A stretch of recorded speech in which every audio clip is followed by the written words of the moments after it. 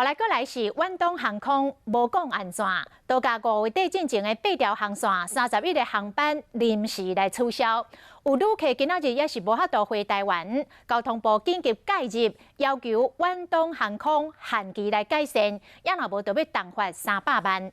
民航局讲，目前上要紧的是先甲调离的国外旅客送回国，所以已经同意远东航空恢复福岛、天津、台湾等5个航班。要出国法飞就飞，要回国法停就停，无要飞啊！远航部已经取消8条航线、31个航班，予出国游客无法度转来。因过远航飞行超时的状况，伫今年2月份就出现啊。负责监管的民航局是无想要管，也是根本管袂叮当。 3个多月了，民航局才去处理这件事，然后就一下子就停掉这么多的这个航班，造成消费者的损失。这个交通部、民航局也都应该要好好的检讨。航班的一个规划其实跟实际的飞行是有所差异，比如说天候的因素，还有返航或是这个飞度的问题啊。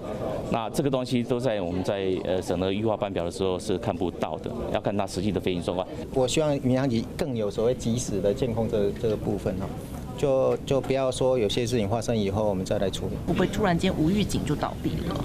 这个我们都随时在监控。这家航空公司的管理是让我们非常的头痛哈。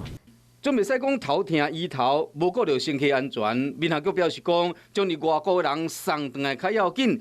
同意远航恢复福岛、天津、台湾总共5个航班，6月份的班表会严加控管。有关立营航空公告5月28台北恒春为定期航线停飞，恒春机场敢要废掉？它的整个这个机场的条件本身是比较不足的，比如说是变成一个无人机的基地。交通部表示讲，趁顶半年国际观光客未少，拍算要利用包机的方式，和恒春机场唔是干那网啊飞来飞去尔。基金会使发挥伊的功能。